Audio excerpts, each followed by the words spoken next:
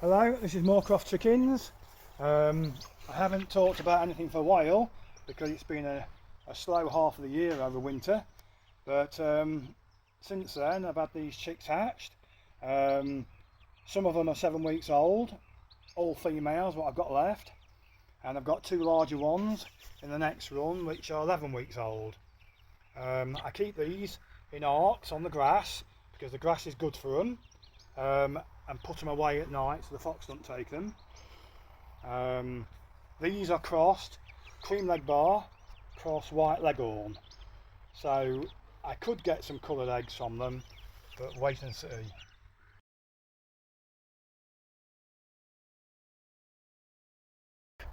Some of them might seem a little bit simple and ridiculous, but we all start somewhere with chickens.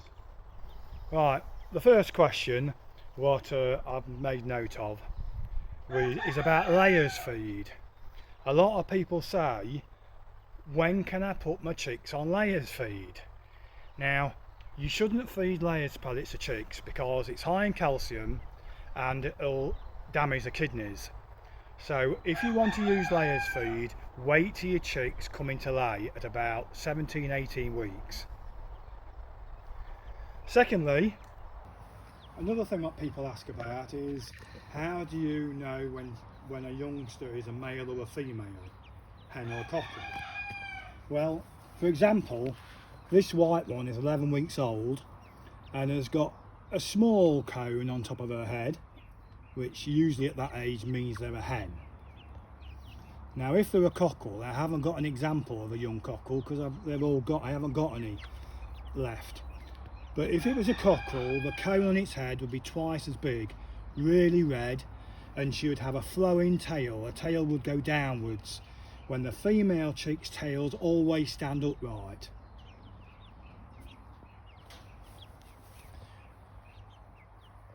My next question, what gets asked, is how to get my new chickens to stay in a coop at night. Well, what I usually do is if I've got new chickens, I will put them in the coop permanently, food, water, a perch, for at least 3 or 4 days for them to bond with the area where they're sleeping. Because if you let them outside straight away, they don't know where to go back to. So you've got to let them imprint with it. Imagine them as pigeons. They need to imprint with their home so they know where to go back to. I hope that helps somebody.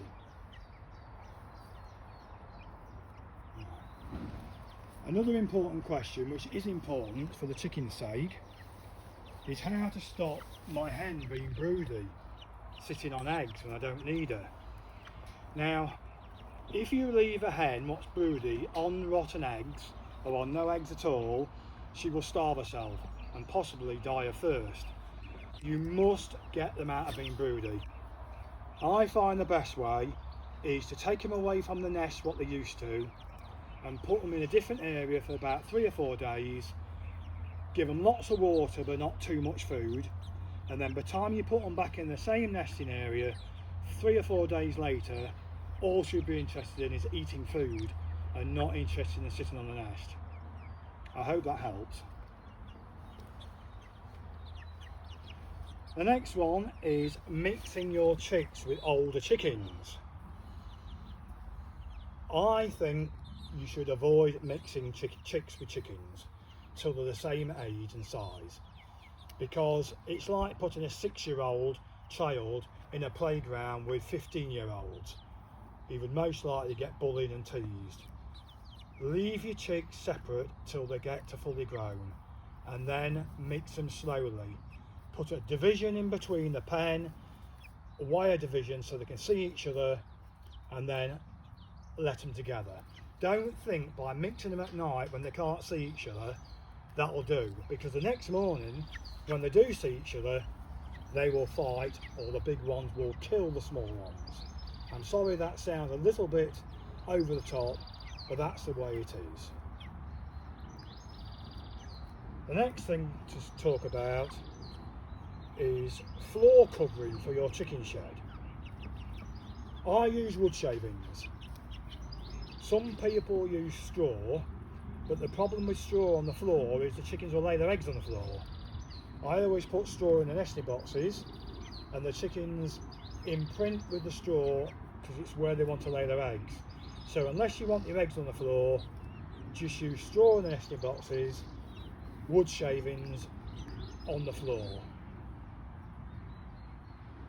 Right, I'll talk about something now what tends to affect newly hatched chicks sometimes.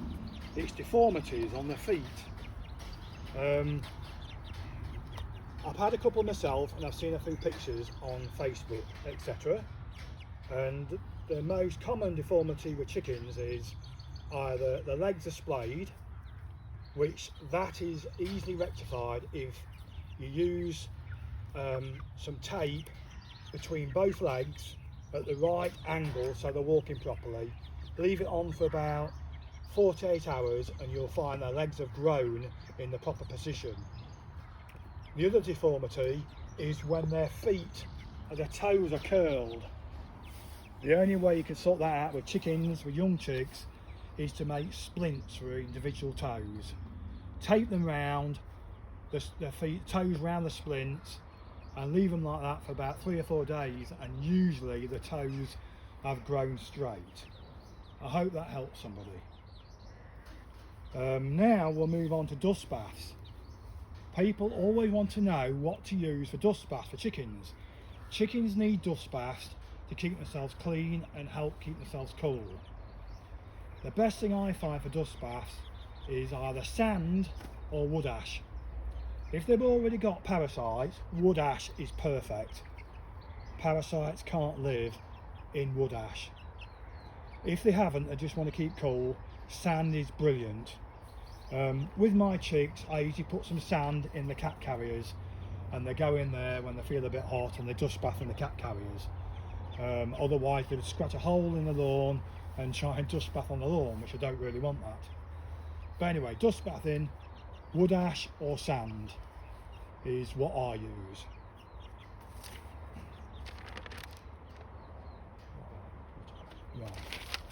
Right, another important issue which people who free range chickens don't always think about unless they live in a country where there's lots of predators, is that even in England we do have hawks and we do have foxes.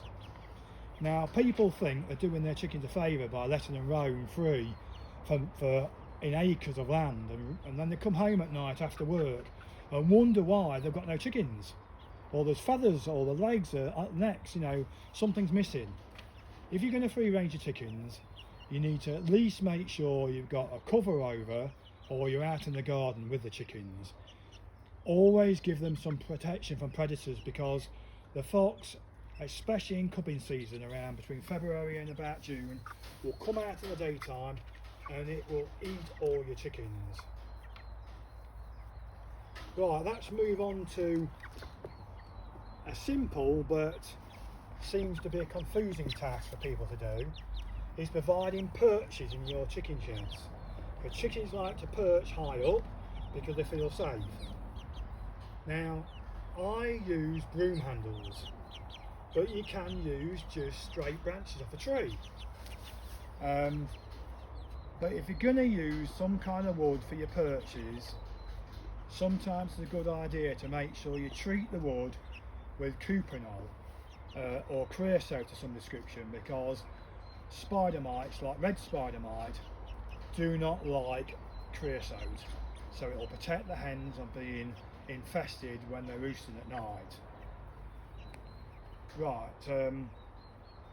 the maintenance of broody hens. I know I've covered broody hens, getting them out of being broody, but if you want a broody hen to hatch some eggs, you must make sure that hen comes off the nest every day for at least a quarter of an hour, otherwise she'll poop in the nest, and if she soils the nest, the eggs will be ruined.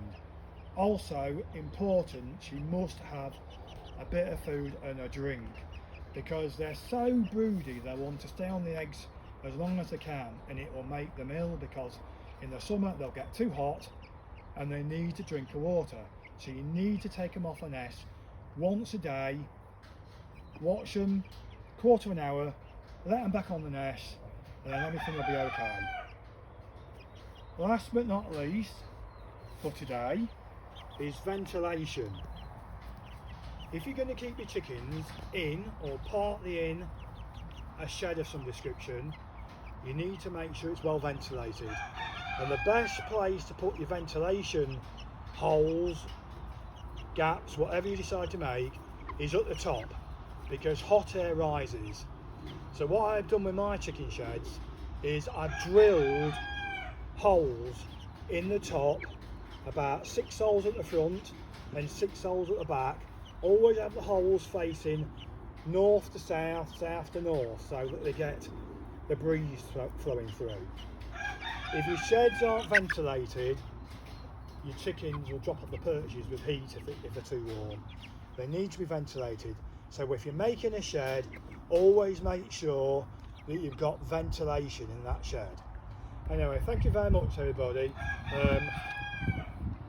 Please view and subscribe and follow my channel. Thank you.